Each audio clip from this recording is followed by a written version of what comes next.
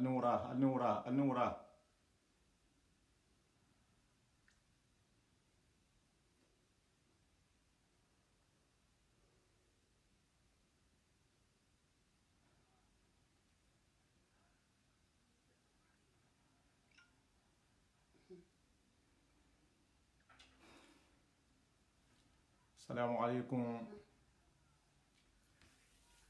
السلام عليكم ورحمة الله وبركاته. هل كنتم راينا إن شاء الله بناري ننا أستاذ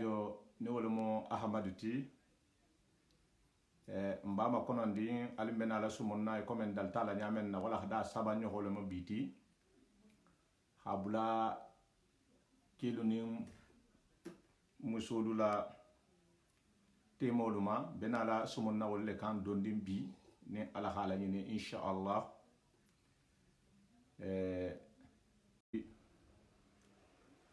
benala sumo men kalbe wala hada don na sa ni na ustaj ba insha Allah ne ala hala ni voilà bala sa kan réseau be interrompi kan wahato dulu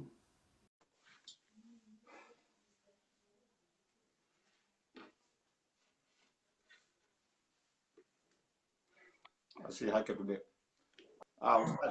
السلام عليكم. وعليكم السلام استاذ السلام عليكم. وعليكم السلام. isi hakatu de na réseau tran problème le jala no tonya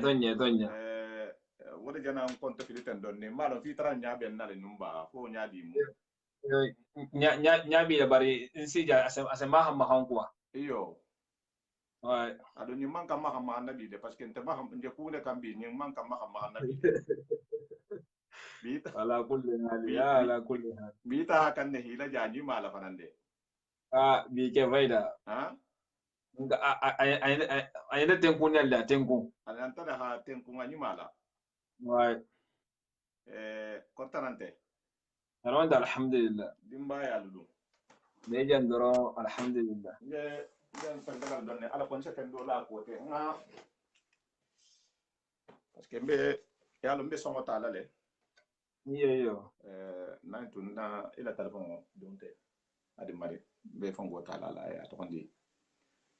ila telefon ma nga musula telefon ram tala ko okay bi mena la musul la ko le kambi anin ken la ko kon dal tala nyame ala kulli hal wala ke mun dala nda bila nda ke la musula telefon wala awa ko nen tata ko ma bo jan sari nga ta tam fanga muta jambi ni ala son taw ya kata ko foi se ni ha me don nten tanga la bo kendela iyo esa lo nda te kawa ko foi da ko ja ban ko ke fanan fan ko afan be kol do godi ja fan ku ba le je fana awa nje na la dam talale wa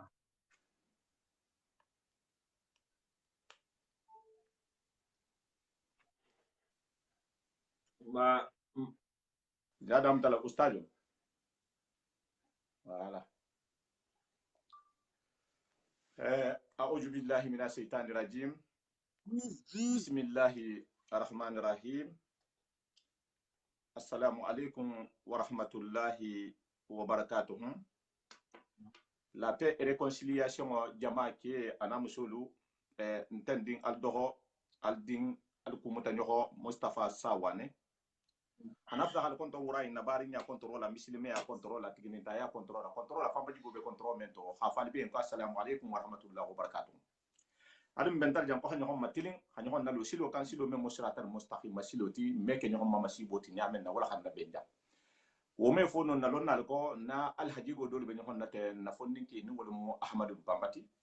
na be tala hido ta insha Allah ko be mfangala yarakela ke ni musulu te moto ko se menno ala ko na futu sela sabati nyamen sentane se doyan na futu ko no nyamen na be na la wala dolu kan insha Allah hadamadin nyaman kamali alsa mutan nyan wonya na karam ko be effort kala abe kuma la hadiso lema abe kuma la arwana kulul lema abe kuma la conseiller fana bulo ma men se mo ko munafan parce que kuma kan dol bele je saptara an haranta amanna hadisu ko amanna qur'an ko no bara se muslimo lu munafa se mo ko munafan me katala fo wolle so bon na sumo lu kon la jam mena la sumo nabi so men passé ngadam ta wala hada indam ta memma alin kana ina wala wala hada sabani ko leka ba ken ni muso la ko me kuma no fi hada mutan kuntigo ma rasulullah sallallahu alaihi wasallam ngadam ta wala hada fo lo ketawleti ana la dimbaya le karambe nyamenna ana la dimbaya le haku mutanyame ani hatu nyamenna ngofo ala ko mena ala sumo men kala ni hatra ite te o sumo kono la rasulullah dajigo kono isalon hafo ki te fananga kan ne retifier la hi toben e hata dajigo sifa wuluka mbotano na tawala hada kutaka nga kelu tafo nga dofo kelu ma musulla ma fardo fo men nga kantilin na kelu la bi insha Allah mena la musulu le la ko kambi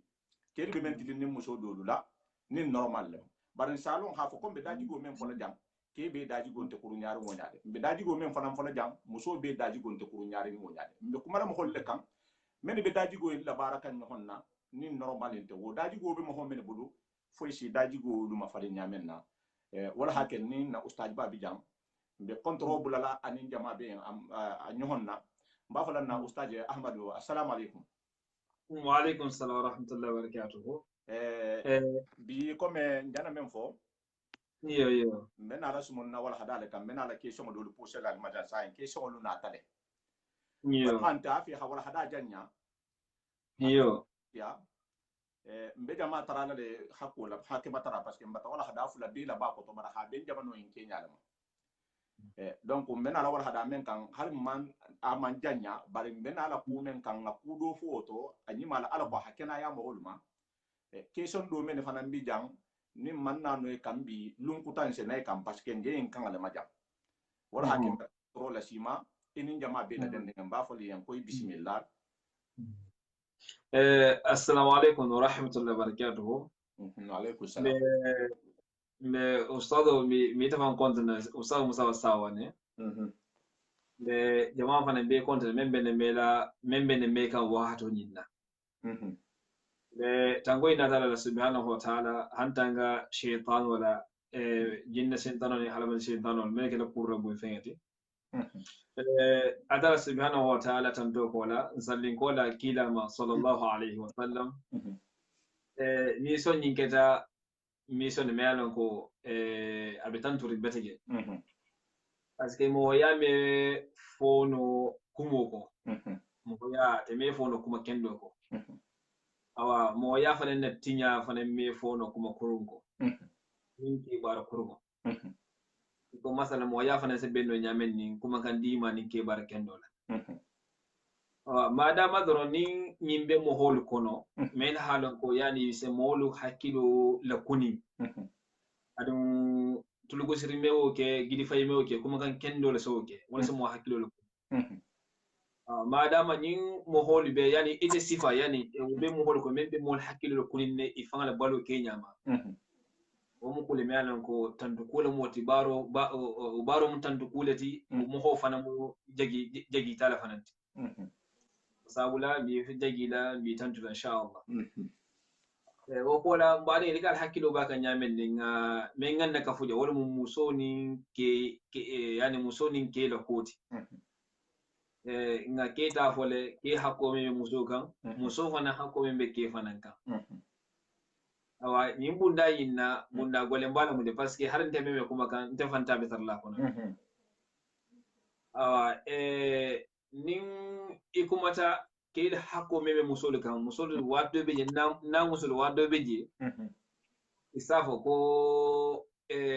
ki yani ko iha musol ta dornolo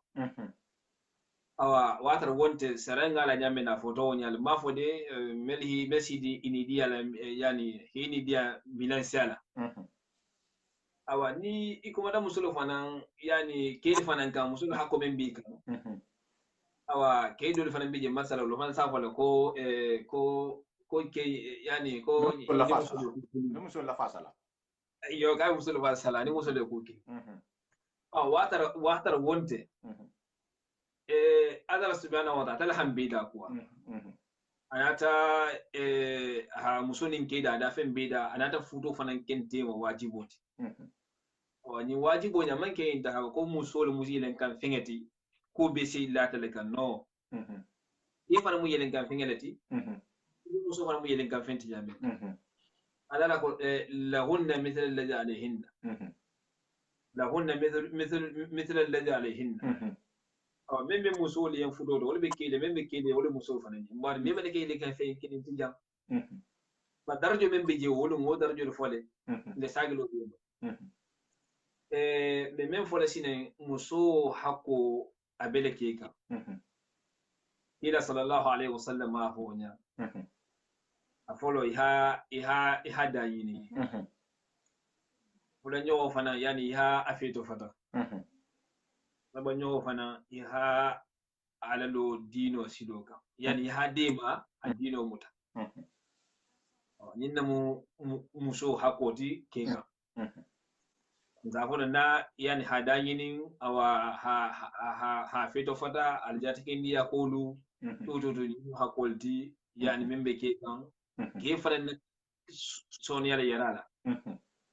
amma ga hawo ko ni ko nyimu wajibo lati iyo hawo wajibo le mati kan burai ni hari ma so da yana funya wala da fanya amma ga wati de ile soto le yara ko kala fenyi so hako go ibole ibade pas la wala هذا سبحانه وتعالى كوني كو قرآن كون بعد أعوذ بالله من الشيطان الرجيم بسم الله الرحمن الرحيم أكو عاشروهن بالمعروف أكو المشو كفنيو هي بالمعروف كوني مالا وعاشروهن بالمعروف وصونينا بكفري تلهاني هذا سبحانه وتعالى هي تلفن النفسية أتي وبيتو هرم من كفوتو فنات ni hayi ni wonya Allah subhanahu wa ta'ala ko al musul kafunya bil ma'ruf kuni mala al ma'ruf bi halun nafu ameke no yindi yani ha muso lo bula ameke no wote ameke no yin fana ni fana masalan ihya yani ha muso tuje ana digel yusu muso la kolben ala kurdi sula la kwa o meke no ma'ruf أو الله سبحانه وتعالى أقول فإن كرهتموهن فعسى أن تكرهوا شيئا ويجعل الله فيه خيرا كثيرا أقول فإن كرهتموهن نلا مسوني نتاكم يعني داجي لو ترجع ترى منكم الله سبحانه وتعالى ألا تموتوا فعسى لو باسوا دي أن تكرهوا شيئا أسقودكم ويجعل الله فيه خيرا كثيرا أساسا خير السامن كوت to nyato nya futo fulo mu kanolet ni bo ken kalama awa membo kan wala mu hindot kano ate stale parce que kano ate ise momi mo kono nya yani condition tala awa nin yani zabla muso kanu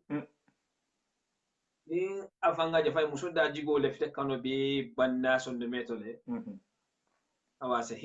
hinno sa remplace awase as hinno fanan ke odingira nyinto Allah subhanahu wa ta'ala hammi ngasaki ayo ko ako wa ashiruhunna bil ma'ruf yani kumoni hakuma ka saman na fudi muso keyen temendo la muso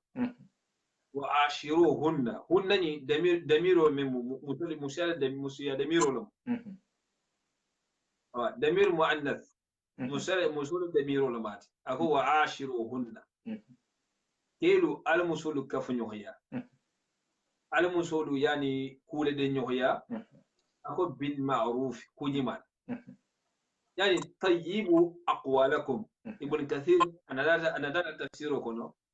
ako tayyibu aqwalakum allakum kan al diya yani alkum kan al diya musoye awai kana kuma kan alagoli ya jauke musoka ni mu buzo ni mialo gabe mo ko sirale har da fa bato hayna to gwa ayo foi fala inya to gwari eta na manjala kuma fo musoye ala kulli hal ni bunda gole baldi de kedi فوها كما كان على الدية كما كان يعني طيبوا أقوالكم على كما كان على الدية على سونيا ala musuliye yani lahunna wa hassinu af'alakum ala hala baro fanan nyimaya yani musuliye bari yimbe bi hasbi qudratikum alhanu nyamin diraba kala wonyale ikala fanan nga kanu nyamin muso fanan nga kala fanan nyonya ita hayin kanu da muso yana ha ay pare a fannyima du yana hay tumi a fangala horoma wato wati ya kanu ya hatula jira wonya iyo awa alon ko muso fanan nga kanu le de e fanan tar wonya de do woli idi drogo dabo ko farli ngembe tamala muso nya ko jahabi ke mbata non fa iyo ha iko sawane ko na gol jahabi ke sa ke jamen la ni al sonta basi ya jahabi ke do sana hoda la kulli basi de iko fulo sak nyamini yani watu wati ini drogo ba farli ngembe tamala muso nya ko fulo tuje ustadi fulo tuje nga fo jamen la nga tuno ma fulo tuje basi de ngata mijila yani i fangala ke a fangala horoma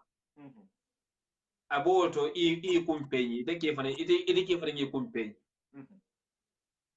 aboto i fan somaliya wat mene ni muso sodunda johonna ina be sodunda johonna ikani ne da fanan ku de bai ya kanu muso fane nga da sininya iyo ikani ne da fanan ku alon ko ne tanti da sumota kan bari membi idi membe suziyar wata lale ikani na fana ifan fana siniya de ke fana alon ko nindi ifan sumota la bai ni membe siro si sumota le ite ke fana ngi wakolo dingirande fanga watu nini muso ke sujala nyonda hada de sujala nyonda fam masala seniya misilme ha kanu ya du seniyare ite seniyare fara muso fanna ke watu wati ite mbarinke i fanga jangu imusi ya to benni to iyo edu tebenni pake nyaji nga fenyi malakano iyo yaje naje example ni mona Europe France jang aminge ko France banko be mgodolti no bar banko do nya wosi nyal se wale ya da sumena ko yan tasuru nazirin yani arjanna mu fen bela ko ase le saral sewa alon ko nya fanan da hamo momenti abi mengila nya fanan da hamo wallet ke ha fanga siniya ida kantu ida ikana ina ku ida sumo kantu bola womo mislima yale ya marolati fara muso fan nakete ma yan tarawonyale kiwo ke ya kalle muso tara al halo yinka ba woto muso fan ngakalle fanga tara al halo yinka hanon fongo betege agara juru muso duran kande ke mi teben awa imanyino wontede ke fana be soni fana teben duro male ifan yento kelle wala sa imam Hazali أنا أدري على إحياء علوم الدين كنا يعني أكو وعاشروا بالمعروف يعني مسؤول كفني معروف ولا ولم تكون بحسن الخلق معها يعني يترى داجي كندو وهاتر يعني مسؤول ينفي داجي كندو بيبقى كلامه يعني وكيف الأذى عنها مسوفنا إذا سنتورو كوا سامة madama sansan men fo musolo ko de musode ya maro sansan kono de awa ka so toro kuwa sama anara fa fanan kewa ako bal ihtimalu al-adha minha ako fantu yifa yinde muso wan toro ko talale na to iga so toro kuwa sama amen bodi to ma fagala ika ni muso wan toro ko fanan kiya isata fana wala mu dadi kendoti فالكيل صلى الله عليه وسلم أتلا أني مسوا يعني على حكي فيا كو مثلا يا مسوا حكي له يعني في إيه كيف أنا موت على أنا شيء لجيش لبوا من كيف أنا فننتا ومو كل مالن كو كيلو ومو حقول دي كيلو ينت همين كي بري كوغولنا مود أبو الله أبو الله بلا كوني كو مسوا كو كيلو يا مرو بيبر وأقول مكو من يمندي bunda fana ngabole ke fana mo ke fana bulu wonya ara yinta haketen ne akenya bolo fuka aske abena kelten ne atala la ke ngolo bari ko min ngana ko yani asimol nafa asimol fana kun mol bele wutulu o manya sabula mel hali mafonya adara subhanahu wa ta'ala hayya mari ko ngaya hakila la mol be mi ngaf samo beti mol be nyanti ga hali me on kila fa na musus tulundi isa tulung isa hoya tulung ke asa isa kuma masabo ke ya jele imbe ko muso ya na hajisole diyama parce que o mu futo o fana ko le ti futo kon ya jele wala hasabi ni sugul kubala doko ila sallallahu alaihi wasallam la ko la yafraku mu'minun mu'minatan in kariha minha khulqan radiya minha akhar ako la yafraku mu'min mu'minatan mu'minu min mu'minu ko parce que la yafraku yana me kondiro ke mu'minu wala mu'mina keti mu'minatan mu'mina muso ninga ko mo fana mayilma mu'mina muso fana me mu'mina ke ko mu'mina ke fana me mu'mina muso fana ko ako parce que in kariha minha khulqan radiya minha akhar nin daji dohi toro ama fana do sila dinyeno le de iko ko muso yana amanda fanoku jonga tabiro ke iko muso amanda tabiro ke jo mi de susuka niko muso amendi ga susu awa jombi ikari kan wandi muso luma abu nyala fane ko muso fanan ke fanan baye yani o dingira fanda nyame example awa muso ke manya hakilo lula muso la tiyaro doron kan yala hero to jibi awa ko muso yi example ko muskuru na mari ite da ise sita wato ala kurunya doro ta hollo anima illa me waje anima da mo woje ne oke doron ba de wetena silo de melan ko silo mi ngole betena silo ko mi ngole beta sila fan kilinga ta wala sila fan kilin dade kodum mani parce que monti je melan ko isa kala ko be kurungolati wonti fara muso nin kete ma awa igana muso fanan kana nyalo ke da kurunya doron kande ni da ni sigita ni ke promote ki amanya manyi doron namu no ake anana manyi ma ya fanan ke ba awoni ma ya wo ibole falin da kurungola alhaqu bundala mun mela hagwal da ala kulli hal awa ila sallallahu alaihi wasallam ako mu'mina ke ame mu'mini muso kon na ha kudo kon ama fangala daji goto ase kudo fanan kana ma fanan daji go fanan to parce que monte iko ngame fo yani haba ko yani muso yani haba ko amume be manyi amume be fo no ameke no kulliyati ako muso be no na ka manyi no ameke no wonya dole hafungo do biya hanyi do biya manyi wala za sugulala ko ako uatibu kullu dhi hasbi wa dinin wala arda bi mu'atabatin rafiq parce que ako ateni Mohamed dambeti gol mati Mohamed yana ko dina mohol mati asewo jelegile na haku kemen manyi ita mu dambeti gol ya kudo ke asafole ko bare ko nyi manyi de wutugi membi na tema wala membi ni mari go tema isawole membi na tema example ba na be sigiri ne dembe ya ma ke ya kudo kala mem mandi ya hafo en ki manyi yinkela har ke dina tugo fana ke dina fana lon na ni ya ko kal mem manyi asaw ke manyi yinkela na be sigiri ako bare ko wa ahmed ay ako wala arda wa atabat rafiq ako bara ka funyo ko ni membe sigiri wala musoti wala ka funyo ko meyanon ko ada ako kenyo ko aka medinya pour hawjalegi ako munna wa ahmed للصديق عن المساوي مخافة أن أعيش بلا صديقي أكسلن منا أكنا كفنيو هوني ولا مسوا أكنا دوهجا حاجلجي أنو هنا تلا هنا تقولون كفنيو دنيو كفنيو تلا إيه كفنيو مينا بكو كلي ألبي دي لا بيجي كده إيه إزام بيت فانا واكو كده ما يام فاوما في حاجلجي أكن ni kafnyo la mo yani ni kule de nyolma ina betala ni muso fani na betala exactement awa même fola le fait même fola jang exemple muso fende me alan ko kila sallallahu alaihi wasallam ka ha gole dilo ken kande ko nga hinna yani mo wala furin fulola ana riwaya ko kwale timo anin muso muso ke yandala hinna muso la mu hakulati ke fanan ma fa muso ka menna kuma kunna sula jan donni baji nin karo do belje na enforce bekino kuma la ko insha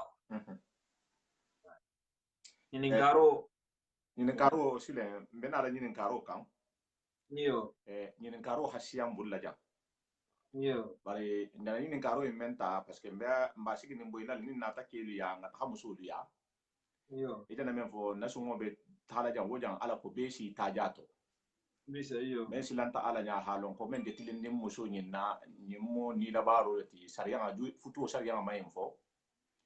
kumo yimbe jara wulla ma ijana men foten hakeni normalement asonia tale bare ala man be ke mo sonia ngati nyinna mo harmadin nyati ni muso se vive ni hon fe nya men naten satara almandu ni hon hakko parce que hadu ni hon hakko to ibata do foja ihi so bo dimba ihi so do ila dimba yala kaso be bolima ou bien kaso be bolatema bon wo mo hakko do leti ok mo hakko voilà donc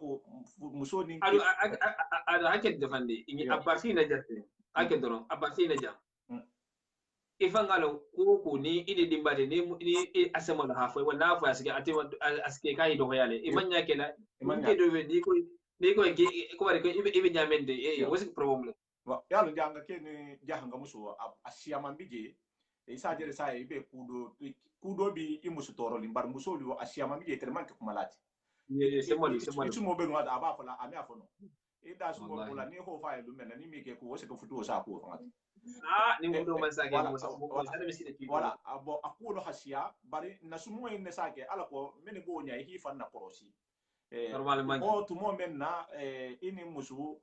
albe so dun ni ñoxon na waxto be har albe salon male donc wo mu ko leti khi hakiltu senia mo futu ku baleti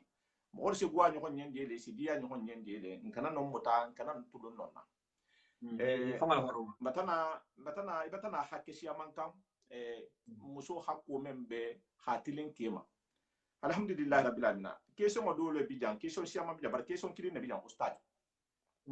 yala kele mu yinti muso la ha kuma kan ni na sabuma ke ani member futuri be example le dila be teda data ido la ala ko hakilo kala bunya kuma nta ha muso ta muso ben na futu la ja muso fula ben ko ou bien muso saba ben ko ni na muso yimbutu mo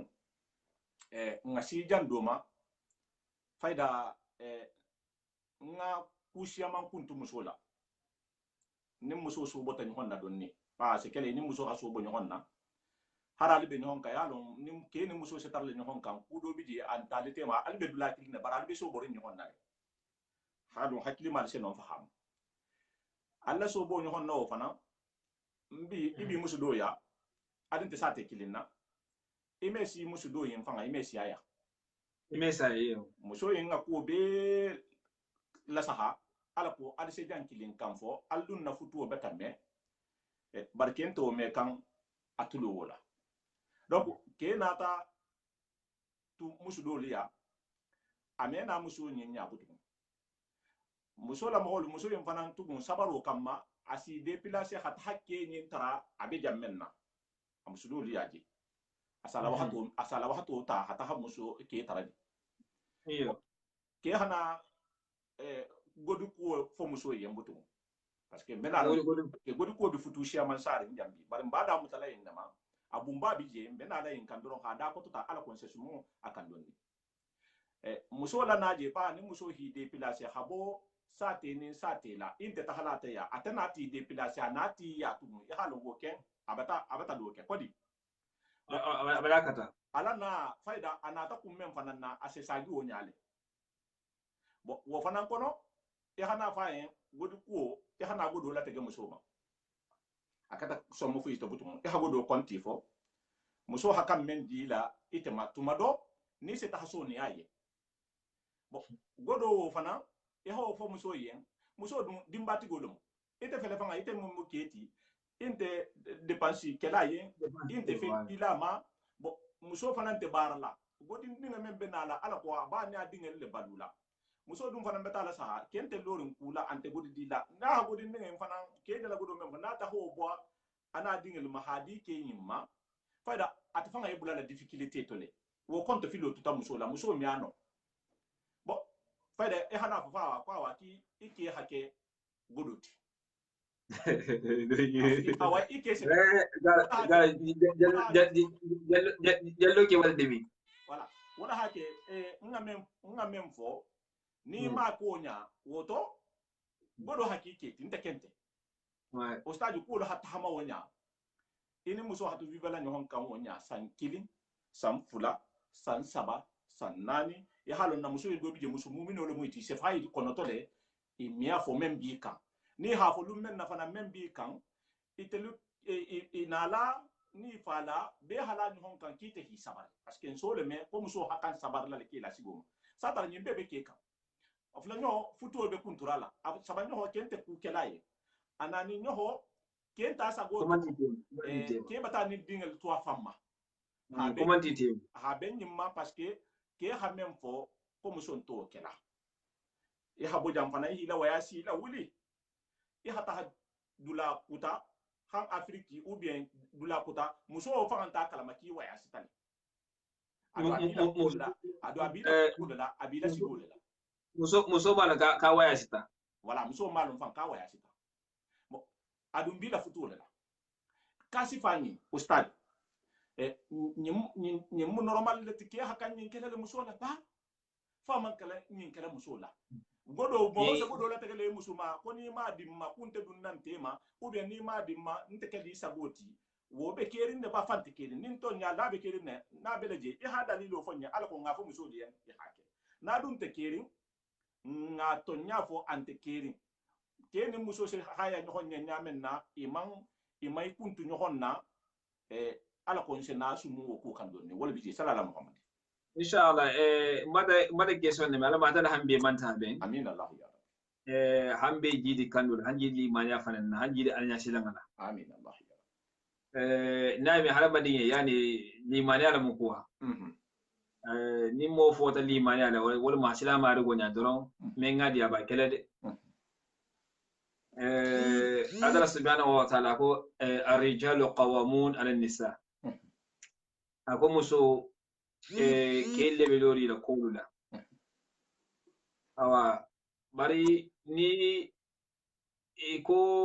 ari sandolo mol bare man sando fo wodo be je fa ala kulli hadi ngata bi sando inna kelu wole be lori muso la kolula adala subhanahu wa ta'ala le bake ni musiya hada ada yani ha ajin tulum dafin fi samante balati ana ta futolo dun tema purun na sol kan nyake ko masalan imba har kafiro ni la kafira be ifanga la futo man son ya betege kano si jam faytul bulda si futoti parce que nim futo ke da butugo mbawoto ko memba saldiya nyo honye wala mun kano nyi wasila fi bola jele bara new bote je budon hakkili ma balba sambale de new o hakkilo man soto abe kila al halu ne kande iko jallo ke men ko jina foten o ta al halu men adala subhanahu wa ta'ala ko muso nin kelu ibe kilin hakoto bala ko darjo be keli yen musulu kan in darjo shine wala hakke si amfan mute buloma ndigo kile ile daruje be musoka amanke dawo ki hagodo makana bulde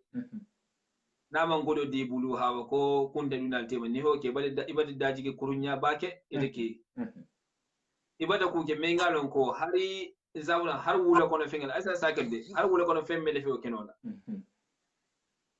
isaje jatolu di jataya ni muso be suwo kan ha ile fla fala ni jare kena jamin do jata muso si so bone woni le jataya de yo adu hakilinti la example yo atala hite min da hakilu dima ha nyima ni kurungo pana ila fa ila lile hamo ila fa mo bela nyimu nyima limu kurungo e kilo sabe bo nyohondo ni de kele nyima ngi de kilo sabe bo nyohondo itala baro man na ke femfenti har subul men menke o baro kinki ha jawla la kulli hal isa ko muso yen ko kenya dol bara ha muso ni man golo dimma kunde tambila ni tema ko kuma kan fanke hajaw ay to men baki gande fan ni ki jamaado me defe kuma kan fan fo jamaato ko kuma kan ki hajawle bara ni ma fan to awa hakilo adala ha alabani gen ni subol bo nyoma muna wala mu hakiloti hakilo wala londo to wala hanin dafel bo nyoma londo wala mu hakiloti ni te man hakilo so sine men ne fanna fawula faida ila ko lebne ka ko ele mabata ka ko de men fola aman daga advance daga no fana burai ha ko ni ke ha muso kanin golola na ma kani na ha kanin gol ni muso man golo fana dabul ko kunde tambilite har kuma kan di malamu asa boja ta afrika asa boja ta safarola amisarala abata ila baruti akin ila baroti wonti daga na kila sallallahu alaihi wasallam akmalul mu'minina imanan ahsanuhum khuluqan وخياركم لنسائهم كلا كم مؤمن بيت كمال لينه مؤمن بيت مهكندو أبي كمال لينه لمن يلا ولا أحسنهم خلقا من داجي هني مهبيت ولا لمن أبي كمال داجي ما يمونتي الحسن البصري هافو أقول حقيقة حسن الخلق يعني بذل المعروف حقيقة يعني حسن الخلق داجي جيما فم أو مم داجي ما فمتي ولا مقول يعني بذل المعروف إيجي ما يكمل هولا يكو كندوك إذا كي نبارون دكوني ما تفعلوا وكيف الأذى أني فني تورو فني يور مهول كنا مهول تورو مسونا كي تيما تورو بلجي كي نباروني مسوكا جوا باتورو كان نتورو para fanga shi ni man tawoti har ba muso fa sabo aya hana ta fanya hawo betu da muso hajuri dan tambol moti yan dan tiyal moti wa talaqat alwajhi ani ya ta da fanda biya mu holi ina mu daji kendo fangat ni la kom betu kamalin li malala wala min daji be kamal ako sin ko yani khiyarukum li nisaihin adul fanu man to ko membe tombondi mo kende ya buloma wole mingalon ko abe tombonda amusuya ni amusu batan turin ala daji kendo ka amusu batan turin kuka be mendo rama mo al tombondi ngeti mo kende ya buloma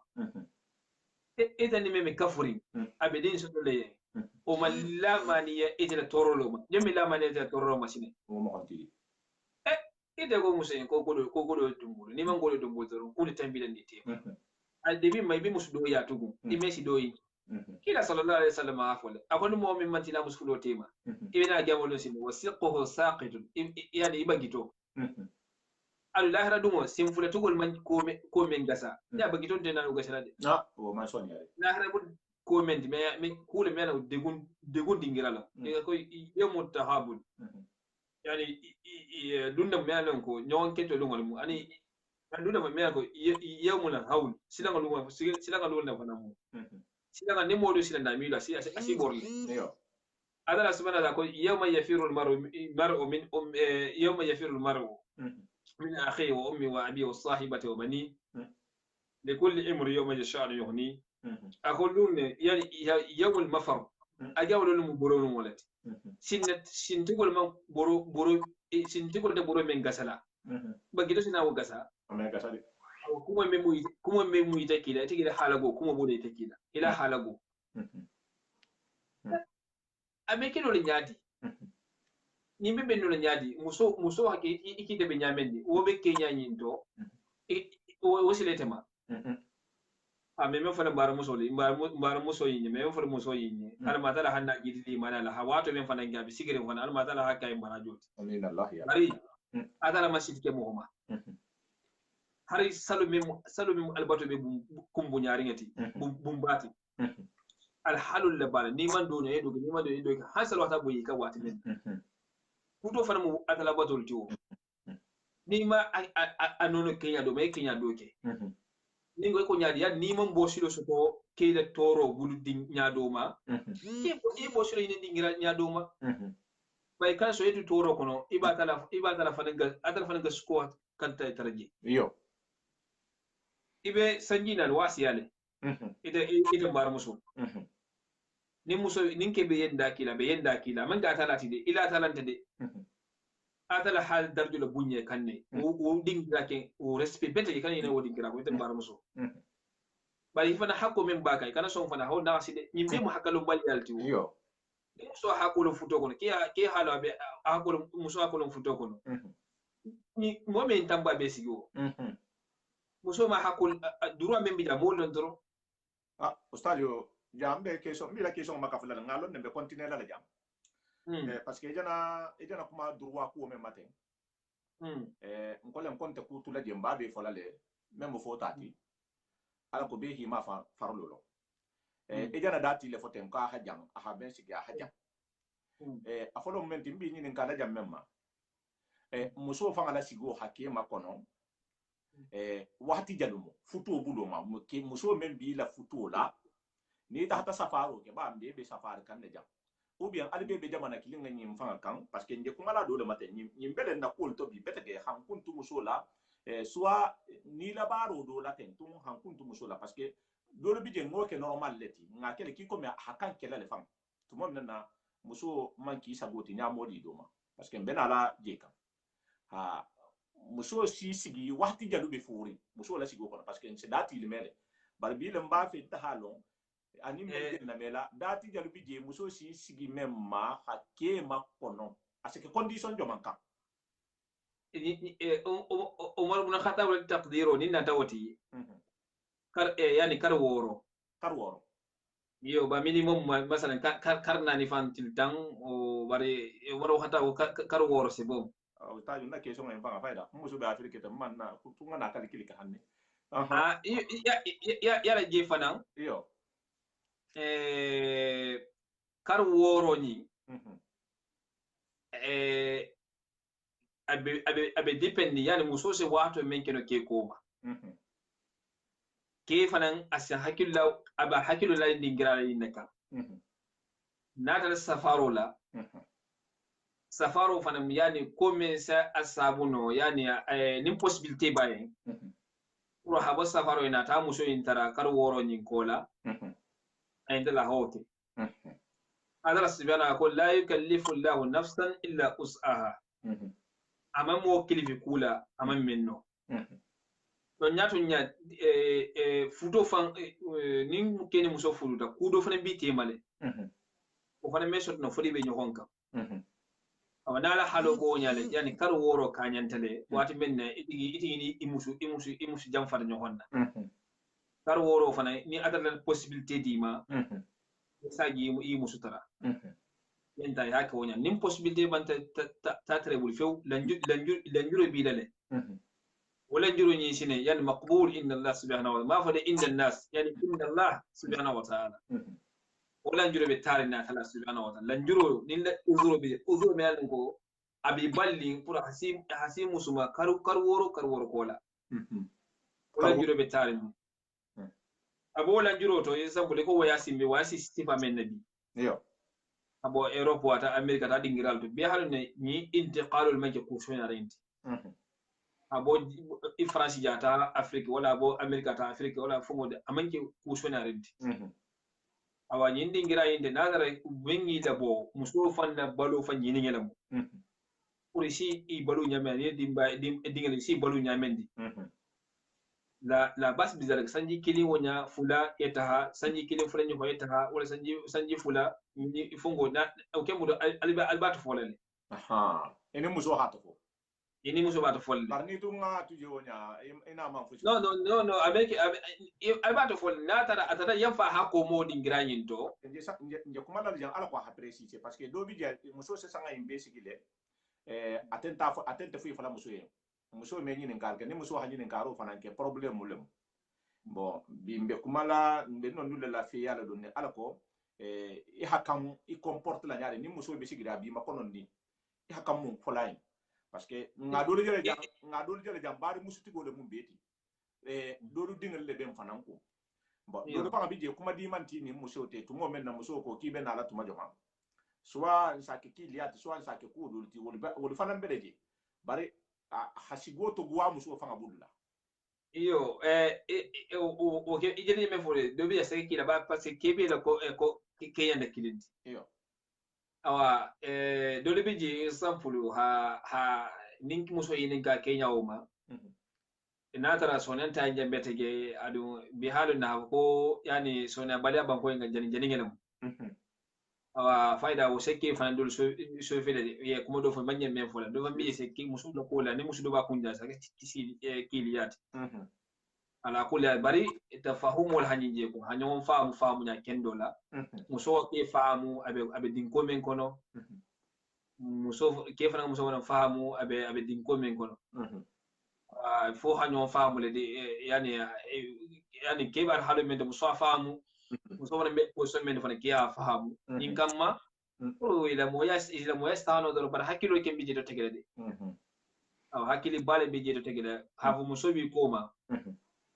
do be je kuma sama fa ko tala la kulli hal bala mum be manta be ne dron amin allah ya rabbi be men folje wala mu ko ni adara ke ba ke la habe muso ma kana kan ni diyala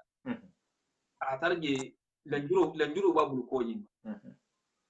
muso fana be ko fana ngir ke ma fala a tarje lanjuro babul ko yin ma har muso na hi ban ke ma dron kuma le ko sa dan kala sa wayi na man ken dum fo ma le ko ba dan kala le awa natara abe kore ni wala be yili wala muso se kuro men ya no bala ake mala ko bada kala no ta dam kala pani muso ko ake yan ko inde mbulo be jeto wala muso ko ake yan ko be kore wala muso ko ake ko de kinda fanya kan to nya kuma kan men jina fo to nya la mo kuma kan wode bara a même be ko do fanya lati kuma kan hani bari akodo fanya la ba ko to yo muso se asi junubo so bada junubo so dula ay ko so dula le hala man yetara khalaso gal lanjuro hatare bul kolu le kana ko ki ni diala ni hi nyininka lanjuro hatare je fangal ni mari go hilo ni dan tige mari go ndoro aba wala ko to nyala mo yinti mba kana wala lanjuro hatare bul kolu de so ninke ikara ko abo ne muso le mu ne jongo le mu hadiya nyamba kala wonyala sarami ya baro nyani be mo holati de awa membi toro la futo kono aba fanan toro la de men si toro funa ba fan toro le fi hamu tamu ya hakole la awo ni hako ni fi amatangale nga sagi ke bal ko ke na kumo kan men ngalo ko ga men ngamu so la bula ba folla ha nande musoku amuso le sai adala futo futu banga ha ke bula ke muso bulu bana fo waddo be jas ke mola ke be muso le murti kanne muso de me murti le nyaani usta janni be non fola mbe non nage yada donni parce que muso la murti na la murti balia parce que e halon ku do bi je nim be hi ma farlo don ngala tiro to non ne be soni yala hasiya parce que konte fil ku jan kante ma farlo lon balia dem awa banda i fele ntite mo lu fele futula no mabi a musumana ke ma to nje sharia fusi ni te ja fona jante te din ta kalama e ja men fona ten ko muso hakan tulay ke ko le muso hakay ke na batla le ko muso la arjanna ba ke singale koto mo kushi fa wodun so le me bare mo futu o sharia nga fanga ni ha futu o jibi abeta ke na matoti ami ta hamano mo alombali ya de baki umbake kambi mo do be kudu fahamu kan bo ni muso halo sa ko mun dana ko men fojan la juro men sa ke i ha son ke ma i banke ma i ha futu sa e kana futu sa bo nin ke holon ka muso holon ne est ce que asiama bi aba sar yang tidina la le no ni muso dum fana ngalon ka ke hasar yang ay lon na se sar yang est ce que abe bara la le bo na miro to ngakumo fo ha geya muso la sar yang menta ha ma fardo lon ke ha ma fardo lon wonte ko muso be mortila parce que j'ai mera ja ko muso la ko do bije ko ni tapta kala maki be mortila de sey neke bo na miro to nyame na bi amena tan donc wo fo hanon de geya ala ko katala be hima farlo no شو أسعد أدرى أقول لهن مثل اللي عليهن أقول مين مسوية ولا بكيله مم بكيه مم مسوية لا أقول فين كودول باينجي يو مسوه ولا مين بايه حلو مين بكيه كيال مين مسوية إقالي تلا موي بكينجي يو بارسين في سمنتيا دو أدرى كوكو كيا في سمنتيا كريجي نادر فوق في سمنتيا بيجي example أو نيم في سمنتيا شنو non ومكيتنا خاصة bari ibe membe ke ye wolbe muso fanya futo ko muso nyande katala hajiro beke hay sudun kana mo wala men sa kisala futo kono ay dala ha droit men bayen futo kono ay ni sudna karamo ho nya sifane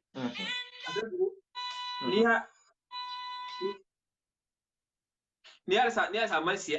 amawu compliqué betege muso hakele ya maro batu ikana moldu ikele wonko de ke manda fi menna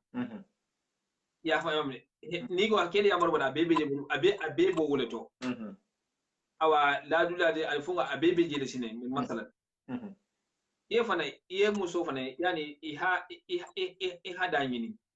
iha feto fata na jangata ha jara o mu ke talti ila kare fere yarana ba ni million bi ke bulu muso jangata amma so muso jarla ada muso wala mu million ne yalati million be muso na mu adala be ke mutalalle nim afeto do fana ama feto fata adala be ke mutalalle ba nim fendi ke bulu sarango men babula abe dépense kele woleto men tabulu saram nyinin kawo muso fana ike yala ya maro batu nago ke adala soso ihi kumbo la yinabu amanke ke yula ke ba ko bande no ibe kumbo la yinabu al halal betende wala umar ibn khattab ago yanbaghi lirajul an yakuna fi ahlihi mithlu sabiy ako yani yanbaghi yinsa hawal maya lirajulin keye an yakuna fi ahlihi ka kal dimba du tema mithlu sabi iko dinge be nyamen alanga janne mede umar ibn khattab ke fatinga de bal tubi ta wale men makka misilme yani yani hijabu fartama di bal tubi ta wale men moli sidanda ko kula janata wa tubi ta hawo beken adala ko ya ko yambaghi asahawla maya li rajulin kay an yakuna fi ahlihi ka kal dimbal tema mislu sabi ko dinge be nyame dindi yani ko dinne ko nyaadi yani ihitulu nyoya ye gele fe ala fungurike ini la musona digedu ako bar fa ida altamasu ma innahu wajaduhu rajulan ako bare ko fa ida altamasu ma indahu ni la dimbala fenyini membi bulu wajaduhu rajulan yitara kele miti de yitara eke ya fana side yo yetu bi fe ko dindinge ba ni ya ku yini membi bulu yitara jat kele miti yo ibi pilasila nga nyinda mu ndarsa example te hatara ke abeje fana ngafono yani muso sécurité ta yani toro ku kana so to fon bayte sembo habwati mu kele de lo pilasila e gane ke kiniti membe bum kuno wadi mine da kon konna na soto ita fam jati malla da kon konna ina ko muso ko ta jita ko jembi dana yo gane ke sifati de ye mu le leta da dala sa jombi da ita kele betala bay ito da kon konna da kon ita fam malla iballa da kon konna ina ina fa ida muso ta jela sa ke do sine o masonya no kenti non bata ke jele makoti do fere ke jele makoti bata jele makoti mbe jele makundi ndole la non dala yo ba mbe so be la mbe sérieux de la parce que futu ni ko membe darim futu kan wobo ku sérieux mbaleti parce que dana la wala hada janna la mba sokola non jele makko membe non sate dole tuta ikoko i hay annonce le ko jinna na mato beta dun sate to jinna na mato yenda dun sate to aketa sama wa hato le ko ka wa ba jinna na mato ko su to ka shi mata hama ko be ha ko fitro salta ko sahfo butum misle ko be ha sahfo sali ya baske o satra su beta ko be sa gidi ko le awa ni lungo butum lundo le nata fayda ke aba ke bati sara musula bata ta hamisiro to jahabike ataringa misiro ta fitro sali akurata fitro sali nyamenna bare sahfo sanje na te mutaje hansu kuta sanje hamos ya man mutabara sanje hatu muta namata ke mfana membe sa te to be hana matoke men fana lo so kuta fana ma faida sanje ha fana na kan kan wulu ke yin butu gunja habi ke yin fana abena la sagila ba so kuta ma so dugu talama sanje bata tege bari sanga bi matala abena la abisa gidi ko abeta halaya faida sanga dibo be dunne na meta sanga si mata ase kenaya ja se taha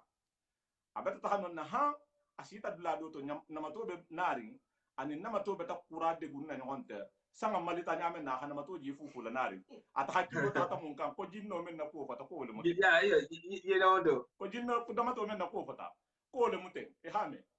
a hajina men na hi la barta e hanyo honje bar namato hate malonne namato ko karsa ako ko la ilaha illallah muhammad rasulullah ko ki hammalonne ki yo ki ako ko karsa ande ko ako ki hajinno men na ko ko jay ban ki hallonne kaman ko ka fi fanan ka tuten ko terem ko kar sa demo aba hakilo man ta ka yane iyo mallon bi ki mallon sine ako ki nan te kar sa lati baban te kar sa lati ki te kar sa lati aslan nimba ka ko ni ben te fakala dan te romma na fami wo be tuje ako kon adun tam bi to la kon sembur sai ama wala ba to ko tamano ahibori asita musia nyamenna dala amuso beta da so si no fanga beta tango hada konkon muso ka ko jomu aka ko muso kan nyini kar nya sifa o katena butu ko muso hada la ka ko ni muso halon ko jomu ko onte la bun ko lo kate be bantoto yo muso na hi fay bun ko no la ala dum bun ko no nyamina ko muso hada ta kada ko bawa ko ki hila ay jahabika la bi la nyamenna ako comme so hila nyato kate bi la ko mal comme so hila nyato kate bi la ko mal muso kay ko ko du menyadi comme so hila nyato kate bi la ko mal bi muso kay ko bari ko kele si la nyato ko dal ta ko kele si la nyato comme so se si ko mal ako kala pour foloti comme ni ke yalla comme so ha pour to dum ko hafa awuni gela donc ida kesi ba wala na popote ke awa just ina misala mo nyame det awa me ya kesi wala wanda ko foka iyo ina misala me fune just iyo awa ko me taga kesi fa ne ka net iyo awa ko ni wali men ne elo de dimbasi ko do yinenne ay tara kele mit iga tara fongo tede nga na kumo sagi don di muso ina ko ga menga no ga sanyi nan sigi iyo ko sanyi nan no asiyale iyo ni muso nin kebe yenda ki kam karanga durwa di male kuma kana mangila ko yani kuma kana mun melo ka muso murti ni muso murti lo da tugol manya se fela durwa be ne kuma kana toro kula melo ko abi bugan ke mafana hane kan inda asabtino la muso har kila wato kada sallallahu alaihi wasallam muso na ke ya kila kan aka ke faida ko akila kun da nyaborin betege be sikarin ko akanna yani alli banan da fungori kila sallallahu alaihi wasallam muso afayen do fana ngafa ne ake fungo ma fana ke alake fungo ma fana la kulli hal kuma kana me yana go fungo ta ala kila kana doro aka kente nyama ko masalan kila kan ko fi sale ala zarre ne saga mu bakiyo kila ko basin muso aku makanin ke ba na janabi na bula tala gasoda abu take kun hafa alifalu to nya alifala futo shi ba alifala ma ya baro ke futo le de idala itul futo ya marla mel alifala ya mar ke futo shi wala futo wala baro bantale awa futo shi ne yana yani tar silo men na botugo adala hita fanan kara wala le adala ko ki hew londo ni o karanke awo silo ni aja bitala sila le menga ga satala dimi ita famma ni mo memba ko sabari yende nyaani nelde hafa yam fay matoron dunya farin ketale yo ite hi sabari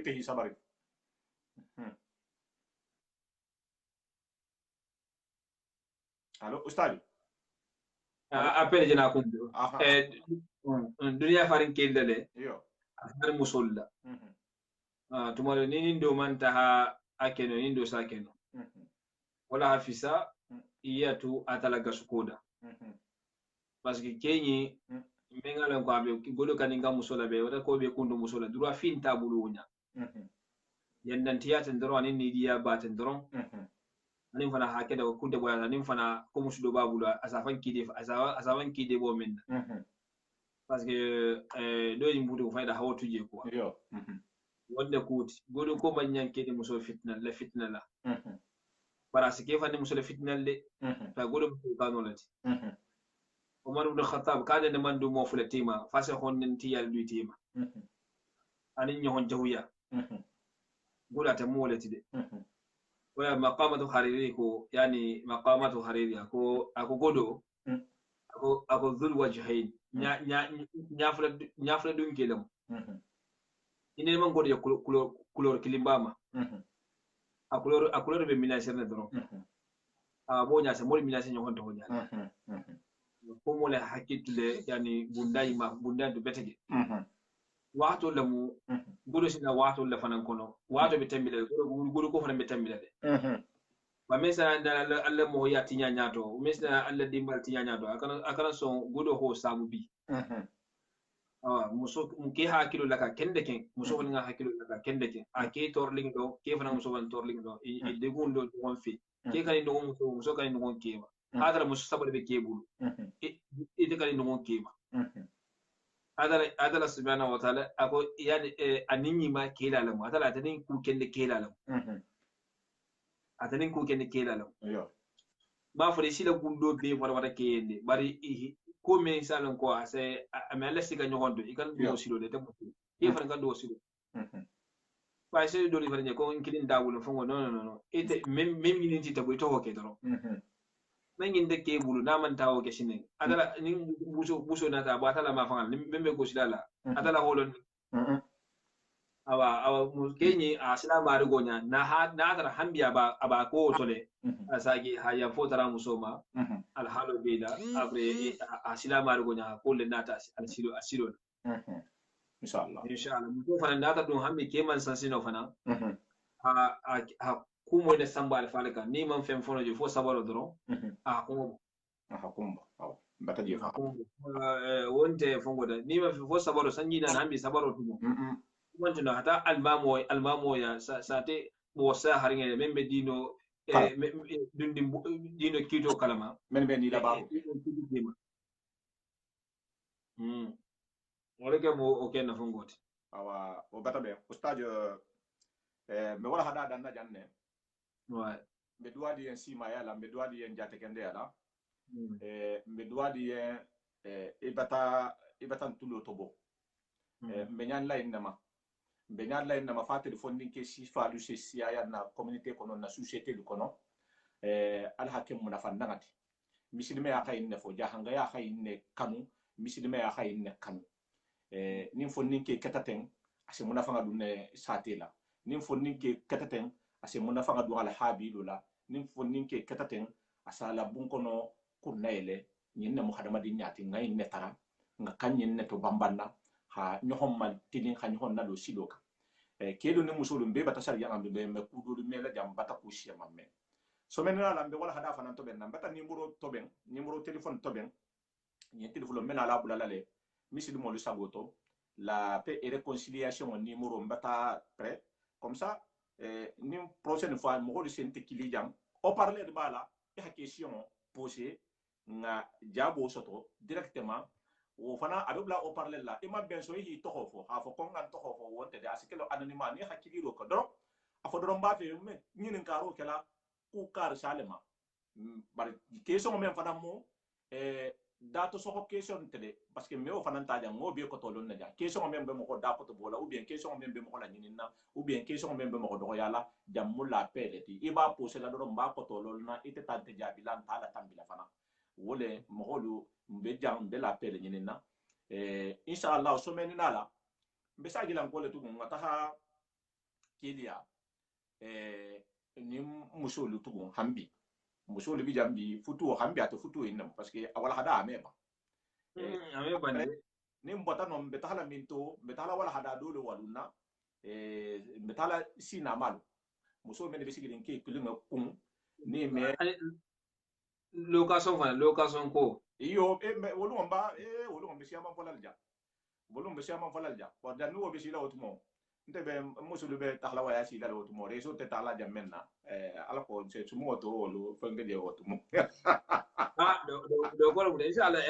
awangi fantan tu bete ke ngi de gifana iyo baro men ka masalan dino bulo mala matala haki koddati haki arjanna fi daw sanan saratu inshallah amin adare kenda jidi dino na kellum manke ha be sa baro ke de be ma baro ke no iyo Allah subhanahu wa ta'ala na min da habule menna ande banko ande banko koto masutula aman kura be la ko masalan ni mu kontan ko baldi nyahli ko bala mu masalan nyay na ko la siya nyimbe fen mi ta sura na ke dino ko lati ala shi bo ma ha na bo mole ha mol fan ke na kilin fa kilinti mun ne da timalan ko masha Allah do ari ifane si mani jare kinda antango ni hijabu ni sudola handa baro fan ke baro to maqbul inna lahu mashkur aka dara fan sharim baro tanturan insha Allah habari ni be konto ni kumo fana batala fana subhanahu wa ta'ala na membe fo jang ngala wuli men kamba yani ha fem fo atala hayya bar men na ko ngafo ngala wuli wala kamba basni ba mo hoyad mo hoto man kamali sina ko fo jime yanan ko mamira kuti atala ko bala moti atam fay jahannamo kono sabula alamun kisido na be na kumo to be fo tara tala subhanahu wa ta'ala yam famma ji mol fana mela ko batam mo holle almani e kilo abu nyaawu nyandi nin ko mo le mo tema be saji nyaado male nin min dala ji nyaa kendema ngole lafi awa alhamdulillah rabbil alamin alma hambi nafa nin min dala jo fana contrôler fana ma itiki siyam fa inshallah na lefte la pour akufo men sem bendoro woto no man lefo wala wallahi inshallah on wala mo inshallah ha badi be konto wala mbe men annoncer la wala bangala mba fana jama be arhamisalungo mbe nari direct la arhamisalungo mbe na la sujet le kan ku men be bulari waxato yinto mbe nari ni bari ngele be na la sumonna ma ben mfasu la kuma ala sonta kuma dole be nyembe men na sila jahangol ma be men na sila muslimolu ma o lungo fana kana fo mo ko arhamiso 20h pili ustadio albe bunya bolo to inshallah basim mislimo la hatara kalama alhamdulillah ben ala kuma do kan tala sa kuma lamu bar inshallah wolumo be kuma siyama fona do wolumo ante diala siyama nya me dunya tennamo du ko ame diano be ite kana wala sa ibe katala do kana dum mo hakoto me satara mo sini na sini sita atama jati salon ha ko inga ku men fonu kuno agwata nye bare bi mbata mu na fanga soto mbe tala wo sido lo kan ne al halani o sadi isi sara jamala assalamu alaykum warahmatullah voilà barka merci beaucoup mbari muslimolu ala barka atel men be han assiste jang han wato yin toten atel men tutan han jang wato yin toten ala barka al mal sima yala al mal jato kende yala al mutemen kam mego dun nan tema na habido ko non na bungo ko non la damal tema han kisin silam ko ma alquran wa khurmala salatu khurmala lin kafnya khurmala allahumma rabbi sallimu insha allah menari arham sallimu menari ni ala sonta menari ku men be mutarin na faransi girimbo men be mutarin kabrin kardan talito khaden situation ma de tidin ku men la benala be misi en garde kala be kuma dolu fola jam misi de modi en bar ngel yenne ala hala ni ha fo jama be en ko salamullahi alaykum wa rahmatullahi wa barakatuh al doho al din al kumpani ho mustafa sawane alim be wahati kuta insha Allah ni al hala ni